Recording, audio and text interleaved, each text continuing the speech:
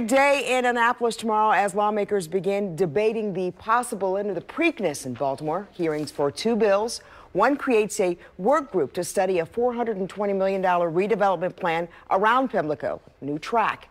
The other allows for more than $100 million of improvement to Laurel and Bowie, which could render Old Hilltop useless. WMAR 2 News investigative reporter Brian Kubler breaks it all down for us. The future of the Preakness is at stake.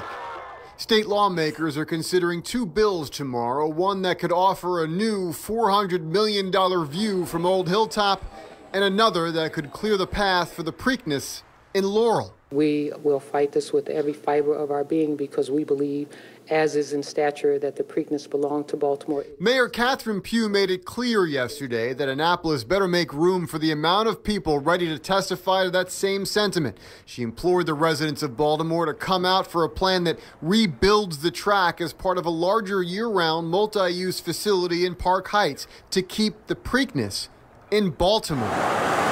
And from a billboard along 83 on top of the Penthouse Club near downtown Baltimore. You can't run 147 years of tradition and put it down the Laurel because it won't make a few people feel good. To a Northwest Baltimore community center where the president of Greater Park Heights Neighborhood Associations is rallying the troops. George Mitchell is answering the call by lining up 6 buses outside the Langston Hughes Community Center tomorrow morning to hopefully transport up to 600 people to Annapolis to rally and then testify. For a man who lived his whole life here, remembers watching Secretariat win, he says the Preakness has no business in Laurel. It's like Old Bay. It's like crabs. Why would you want to take something out that's been here 147 years? You take Old Bay out of Baltimore, you know what would have happened? You take crabs out of Baltimore, you know what would happen?